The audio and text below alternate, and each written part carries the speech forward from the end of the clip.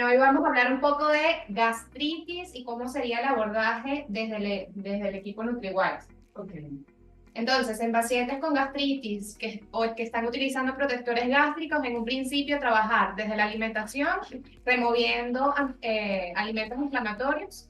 Si vemos que está en crisis, hacer una dieta con vegetales cocidos, evitando cítricos y evitando irritantes, por ejemplo, el consumo de café. Y también promover los ayunos y tomar mucha agua.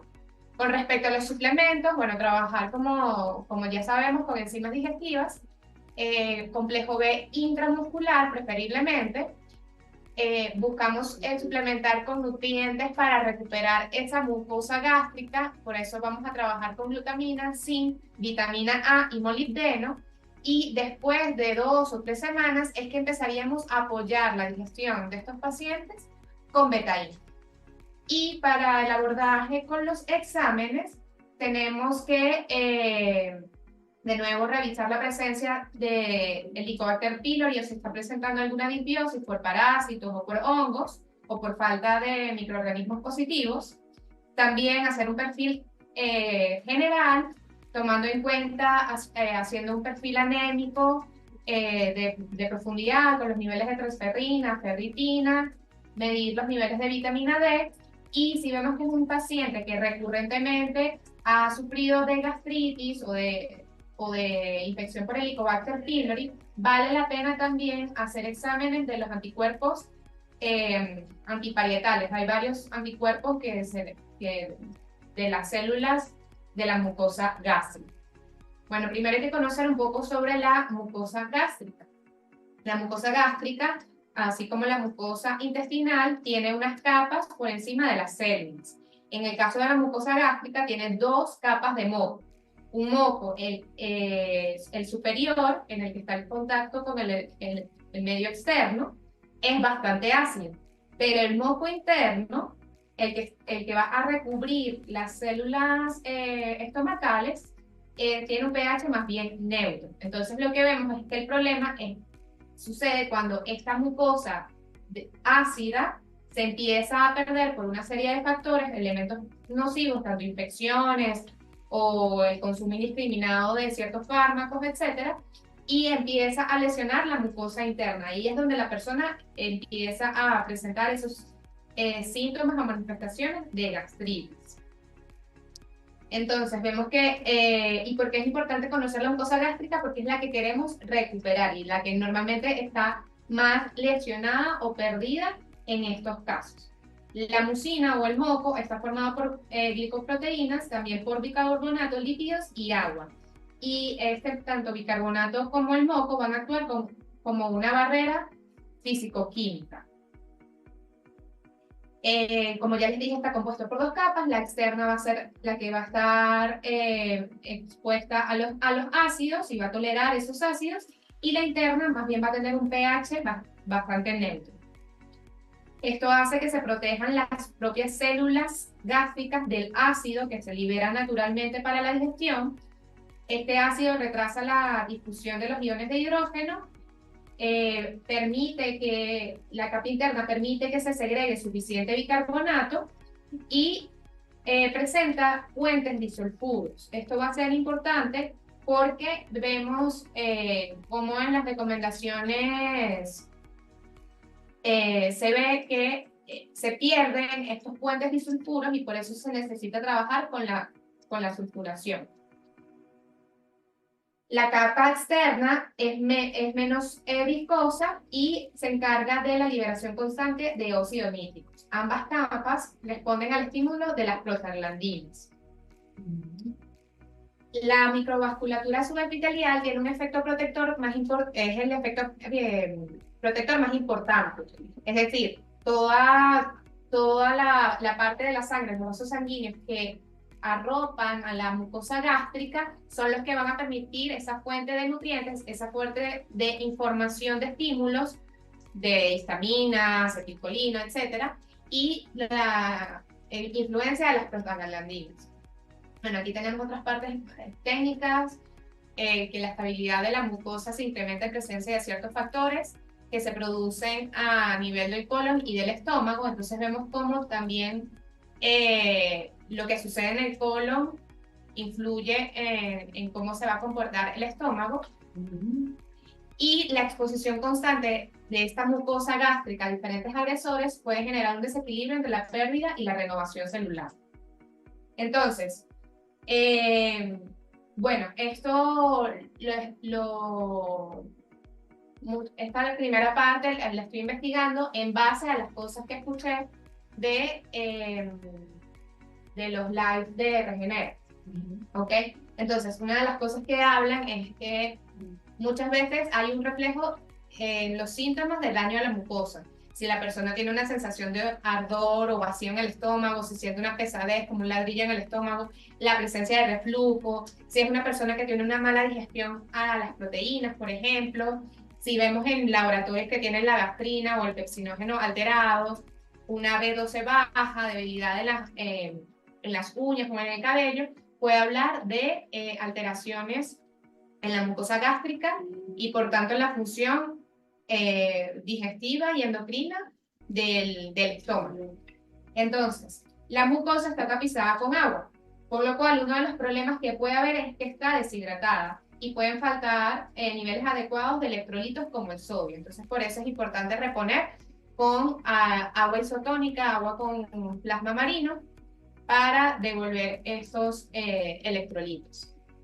Entonces, la mucosa gástrica frente a una infección del Helicobacter pylori inflama el tejido a través de las toxinas que libera la Helicobacter pylori. A ver, la Helicobacter pylori es una bacteria que realmente la tienen la mayoría de las personas.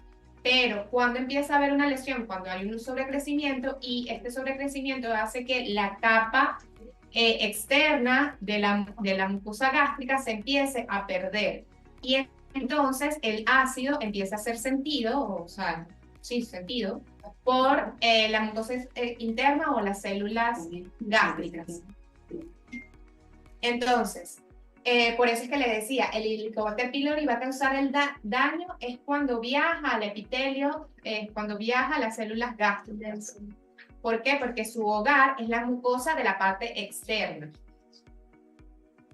Entonces, el problema es que queda en el epitelio y el estrés crónico, tanto biológico como el psicológico, pero en este caso estamos estudiando más el aspecto biológico, de forma prolongada genera una activación simpática o una activación del estado de estrés que altera la producción de ácido y eso hace que se siga generando las molestias o los síntomas que comentan las personas.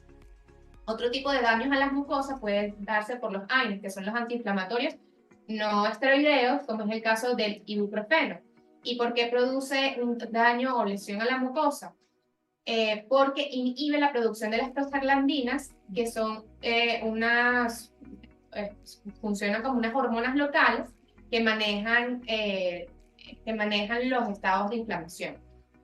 Entonces, esto hace que se afecte la calidad de esa mucina y se altera la producción de bicarbonato, y que son los elementos que ayudan a neutralizar este ácido natural que se produce en el estómago. Entonces, cuando se altera la producción del bicarbonato y del moco, pues los elementos ácidos van a generar estos daños o lesiones. Entonces vemos cómo, un poco para recordar el papel de las prostaglandinas, es que una enzima, la ciclooxigenasa, estimula la producción de las prostaglandinas. Y el trabajo de la aspirina y de los antiinflamatorios no esteroideos es que inhiben esta enzima, alterando la síntesis de prostaglandinas. Y por eso es que al inhibirla se disminuyen las reacciones de inflamación. O sea, recordemos que la inflamación crónica es el problema, pero inicialmente la inflamación es un proceso protector ante una lesión. Entonces, las prostaglandinas se producen a partir del ácido araquidónico obtenido en la dieta por el ácido linoleico. El ácido linoleico, como una especie de... ¿Cuál es el ácido linoleico? Es el omega 6. 6 es EI, el linoleico, EI, entonces, bueno, así lo recordé. Se les considera hormonas, como les mencioné, de acción local. Específicamente las prostaglandinas de tipo 2 son claves para la defensa de la mucosa gástrica y las prostaglandinas lo que hacen es aumentar el flujo sanguíneo, disminuyen la motilidad gástrica y aumentan la secreción de bicarbonato. La presencia de prostaglandinas frena la producción del ácido y favorece la producción de mucosa. Entonces, si hay una inhibición de la producción de las prostaglandinas, se están evitando estas acciones de protección para la mucosa gástrica y por eso es que se empieza a lesionar. Entonces, por otro lado, uno de los efectos o uno de los medicamentos que más recurrentemente toman las personas son los protectores gástricos. Y uno de sus principales efectos secundarios es que es la presencia de osteopenia o fractura espontánea. Y esto sucede por una alteración en los minerales. ¿Por qué? Porque el cuerpo va a sentir como la mucosa gástrica está lesionada, ¿verdad? Va a sentir ese nivel de acidez y va a buscar regularla, va a sentir que esa acidez puede alterar el pH natural del cuerpo y va a buscar regularlo. Y busca regularla con minerales provenientes de los huesos, que es la forma en que tiene el cuerpo de encontrar minerales dentro de sí. Entonces, en el caso de Regenera, lo que recomendamos es trabajar con un método 3+2. Entonces, el método 3+2, ¿en qué se basa? Primero, en espaciar los tiempos de comida, buscar que de manera fisiológica no comer tan seguido. ¿Para qué? Para favorecer esos mecanismos de reparación. Entonces, sería trabajar con ayunos, evitar el consumo de meriendas, por ejemplo. El segundo punto es hidratar suficiente, beber agua con agua de mar, es decir, crear una bebida isotónica y consumirla varias veces al día. Y en caso de, como les dije, en caso de crisis, en caso que la persona tenga muchos síntomas, buscar evitar los irritantes, tanto los alimentos proinflamatorios como irritantes que hay que personalizar dependiendo de la persona. Hay personas que, por ejemplo, no toleran bien los cítricos, hay otras personas que sí. Por ejemplo, evitar el consumo recurrente de café, tratar de limitarlo, también remover el consumo de alcohol. Y el segundo paso sería suplementar y reacidificar. Entonces ellos trabajan con suplementos de L-glutamina, zinc, L-carnosina, espino amarillo, que es un tipo de baya que tiene unos ácidos grasos que ayudan a reconstituir la glucosa gástrica, vitamina A, molibdeno, omega 7, gracias, Carol. Espino amarillo que es rico en omega 7.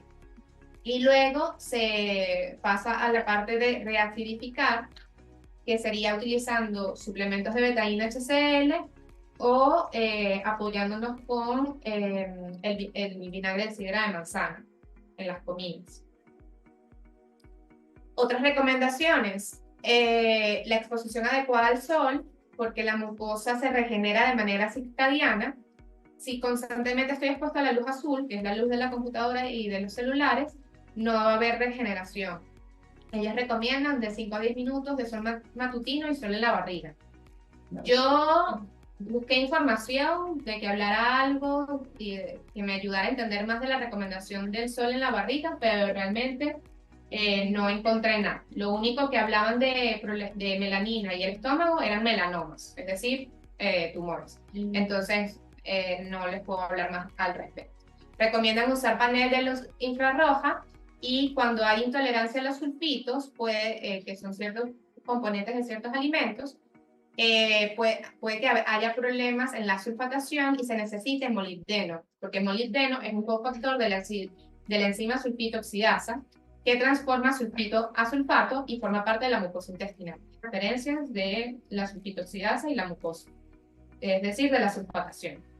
Entonces, los sulfatos, o sea, todo empezó a buscar, bueno, que la sulfatación.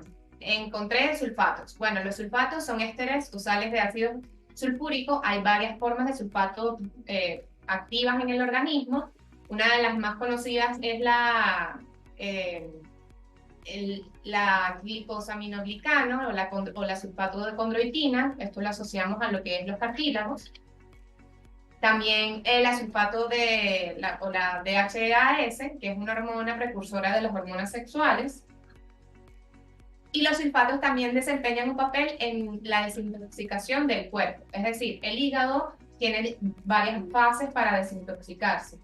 Una de las formas de vías de desintoxicación es a través de la sulfatación, porque permite la eliminación de ciertos componentes a través de las heces u orinas.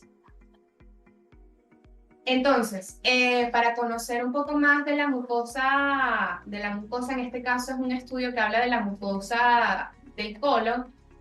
Puse la imagen como para que veamos un poco esta relación de la mucosa externa y la mucosa interna, que también lo podemos ver, no solamente en el colon, no solamente en el intestino, sino como ya vimos, en la mucosa gástrica.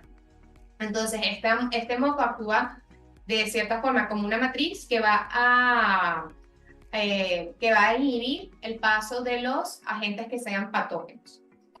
Y la producción de este moco va a estar estimulada por diferentes factores.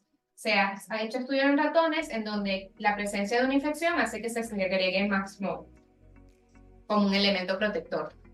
Entonces, la secreción, la degradación y la velocidad de la producción de la mucosa dependen de estas acciones de la sulfatación. Es decir, para que la mucosa esté funcional, necesita estar adecuadamente sulfatada, por decirlo de alguna manera. Y por eso es que hablaban de la intolerancia antes de los sulfitos y la necesidad del molibdeno. Entonces, altos niveles de sulfato en el moco, en la mucina, disminuyen la susceptibilidad de esta frente a la acción de microorganismos. Entonces, y por último, ya terminando, para recordar lo que les estaba mencionando de la sulfatación, forma parte de los procesos de la detoxificación hepática. La primera fase se trabaja con el citocromo, no me voy a detener, y la segunda fase se trabaja con varias vías. Una es conjugación, una es metilación con el COM que estábamos hablando antes, y una es sulfatación. Aquí vemos como la parte de las fases, dos imágenes para recordar algunos nutrientes, no me voy a detener mucho en eso. Cómo es este paso cómo es el trabajo del hígado en los procesos de detoxificación y en donde actúa la sulfatación. Entonces tenemos que tener un adecuado trabajo a nivel de hígado y suficientes nutrientes para que ocurran estas reacciones y a su vez puedan permitir la formación adecuada de mucosa gástrica e intestinal. En otros lives estábamos viendo información sobre la gastritis autoinmune. En este caso, lo que de alguna forma recomiendan es medir anticuerpos antiparietales, medir anticuerpos de factor intrínseco, que se lo mencionaba al principio, de medir ciertos anticuerpos. La lesión en este caso es autoinmune, entonces hay que trabajarlo. No me voy a detener, pero hay que trabajarlo, hay que descartarlo, que no hay un componente autoinmune si vemos una gastritis de forma recurrente y entender que son personas que van a cursar con una deficiencia también de vitamina B12. Entonces también buscar trabajar con ello. Aquí tienen otras recomendaciones similares a las que ya he hablado, pero de otras referencias. Y con respecto a la gastritis crónica, me pareció interesante que ella se le señalaba revisar las otras mucosas que pueden ser más visibles, más conocibles. Ver cómo está la mucosa oral, la vagina, los ojos, si las mucosas están secas.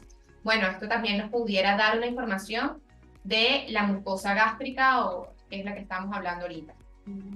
Entender que muy seguramente con una falta de moco hay alteración también en la microbiota y por eso hay que hacer el estudio de heces para descartar la presencia de disbiosis. Igual la necesidad del molibdeno para hacer que la sulfatación trabaje de manera adecuada. Y aquí un poco la parte de las recomendaciones de suplementos con los que trabaja ella. Por ejemplo, ella trabaja con aloe vera, pero bueno, tenemos que recordar que es alta en FODMAP y muy fermentable. Entonces hay que revisar todo eso cuando nos toque los pacientes. Y bueno, las conclusiones son como las que inicié el video. La parte de la alimentación ahora se entiende mejor, remover los inflamatorios, la parte de la crisis, trabajar con vegetales cocidos porque son más fáciles de digerir, entonces eso va a tener menos elementos con los que el cuerpo tiene que trabajar mientras se recupera. La parte de los ayunos ya sabemos por qué, mucha agua ya sabemos por qué. Los suplementos ya sabemos por qué, más el molibdeno, la vitamina A, porque ayuda también a la recuperación de la mucosa y al trabajo inmunitario, en conjunto con la vitamina D a nivel de las células del tracto digestivo. Y bueno, la importancia de los exámenes, tanto a nivel de heces para descartar disbiosis, como a nivel de sangre para estudiar un poco más los posibles efectos adicionales de una mucosa gástrica dañada, como la deficiencia de vitamina B12 o la presencia de síndrome anémico, etc.